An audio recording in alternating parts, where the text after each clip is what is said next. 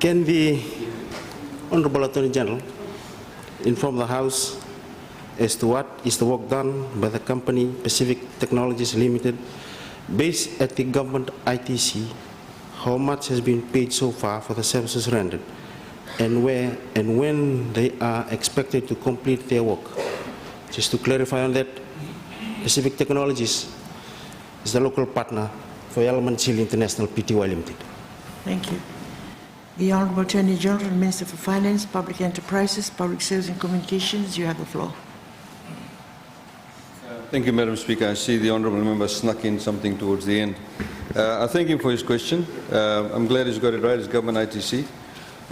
Madam Speaker, Pacific Technologies is not based at Government ITC. Pacific Technologies has not raised any invoices, nor has government paid any monies to Pacific Technologies. Thank you. Supplementary question, the Honorable Sayed-Khaiyum. Madam Speaker, the presentation by a member of the Government ITC Steering Committee was made at the UN DESA on 24th June 2004 in Seoul, Korea, on the Fiji government e-service plan. Also, there's a meeting with the Government ITC, as reported in the Auditor General's report. Is the same person in this report. And also, an investment press release, investment Fiji press release of 2018 with a pictorial evidence showcasing, making a presentation is the same person, who is now the Managing Director of Pacific Technologies. The answer, the question that I'd like to pose to the Honourable Minister, can the Honourable Minister inform the House that in all these three scenarios, the Managing Director of Pacific Technologies, who is also the member of the Steering Committee, and is also the Government ITC Manager, is he the same person? That's the question. Thank you. The Honourable Attorney General. Speaker, gladly answer the question, but obviously they're going off these. It's not a supplementary question to the main question. Yes, of course. You must read the law. The law actually creates the steering committee, and the steering committee does allow for people from ITC who are managing it to be part of the steering committee. The steering committee also includes people from outside government. It also includes people from within the ministry. So that is the answer, Madam Speaker. Madam Speaker, I think conflicts is something that they probably need to be given a lesson on also. Government ITC steering committee, where is the mischief? Where is the mischief? Where is the mischief, Madam Speaker? The reality is that the steering committee is not made of one person, it's made up of a number of people. And, Madam Speaker, the point is this. The contract that they have identified was given to Element Chile through an open tender process. It was advertised in the Fiji Times, not Fiji Times, sorry. It was advertised, Madam Speaker. It was advertised, Madam Speaker, you wish. You wish. You wish. Madam Speaker, it was advertised on 6th of June 2012. And Madam Speaker, we had 4 companies that had put in expressions of interest, and Element Chile has a local partner that does some of the work for them. The invoices are raised by Element Chile. The payment is made to Element Chile. They know about the payments. It's in the audited accounts. Thank you. There being no other, the Honourable Rindalo.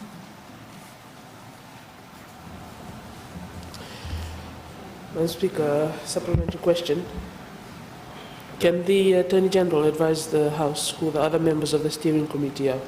Thank you. The Honourable Attorney General.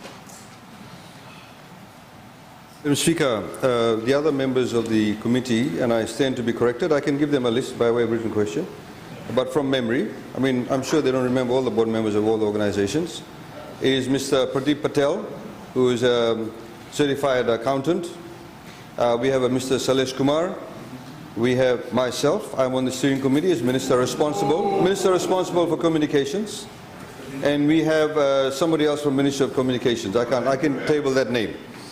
They are the members of the steering committee. And of course we have from Yalamanchili / Pacific Technologies representative on it. Madam Speaker, the point is, let me just highlight, since engagement, and I'll give them more information, we are now, the Fijian government previously was caught in the Stone Age as far as technology was concerned. They were caught in the Stone Age. Madam Speaker, they were caught in the Stone Age, Madam Speaker, when other countries were getting online searches, online registration of companies, online search of titles. Fiji, you had to take 1 year to register a company.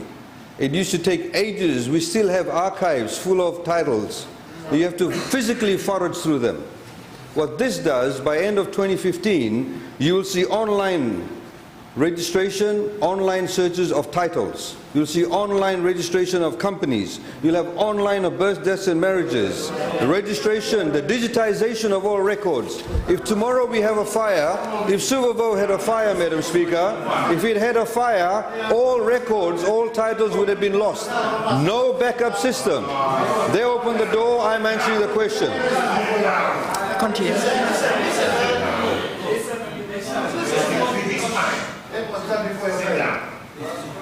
Honourable Attorney General, please continue. I'm able to hear you. Thank you, Madam Speaker. As Honourable Randondo referred to, in the next few weeks, we will have Investment Fiji, where foreign investors can have a one-window application, apply online, sitting from the comforts of their homes in Sydney or business office in Sydney, Auckland, wherever in the world, pay online, get their registration done, and have it processed by the 5 top-tier agencies. Never been done. Never been done, Madam Speaker.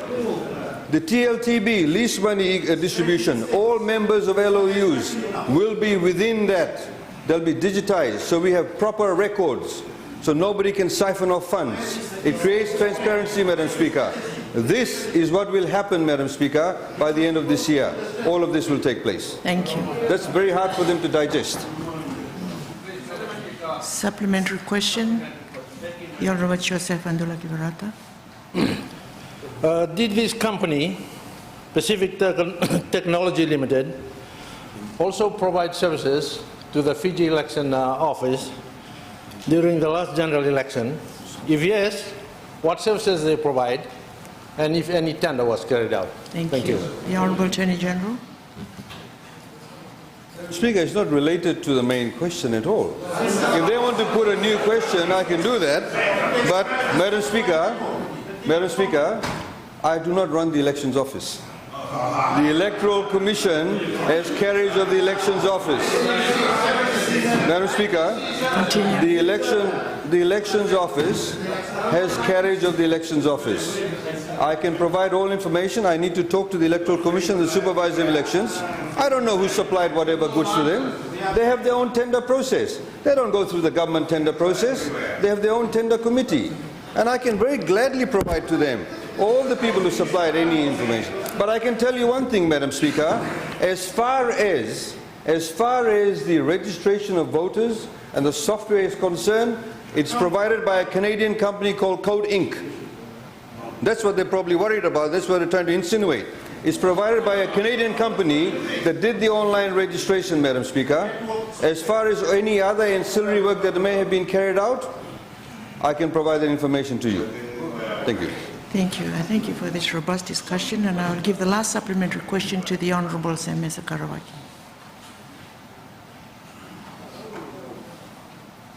Madam Speaker, in the ITC in the past, there were very well qualified people over there employed by ITC.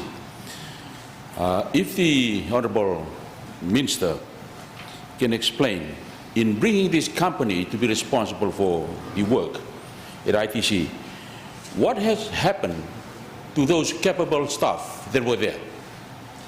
Thank you, Madam Speaker. The Honourable Attorney General. Mr. Speaker, I don't know under whose assessment is the Honourable Member referring to the capable staff. But if there were capable staff, Madam Speaker, I can tell you numerous horror stories of what was taking place in ITC. There were products that were being purchased, for example, hardware, that was being purchased that was end-of-life products. What that basically means, Madam Speaker, listen. What that basically means, Madam Speaker, if there is a particular brand of laptop, a particular model, and it's about to be replaced by another model next year, we had the Fijian government buying those models of laptops and computers that are end of life. In 6 months' time, they'll become obsolete overseas, and Fiji would be hanging on to these dinosaurs. We had software that was being purchased off the shelf that then had to be tweaked to the Fijian system, and again there was a lot of money being accumulated before that. We had software that was being purchased off the shelf where the AMC, the annual maintenance contracts, were enormously expensive. So if we had capable people, all of this would have stopped. So, Madam Speaker, what has happened, through the bringing in of this company, we have a software, Madam Speaker, Yes. through the bringing in of this company, we have now expedited the digitization process. There needs to be a software that needs to be developed for you to be able to read it, for you to be able to register it. They also have provided the input so we are able to make more smarter procurements. We now have warranties being given to government purchases not for 1 year, but 3 years or even more. We're getting newer models in. We are saving money. At the same time, as part of the contract, there is also a need to upskill our own people. The idea is to develop a local cadre of people who in time will be able to take over the management of ITC, Madam Speaker. That is what way we're going from. Thank you.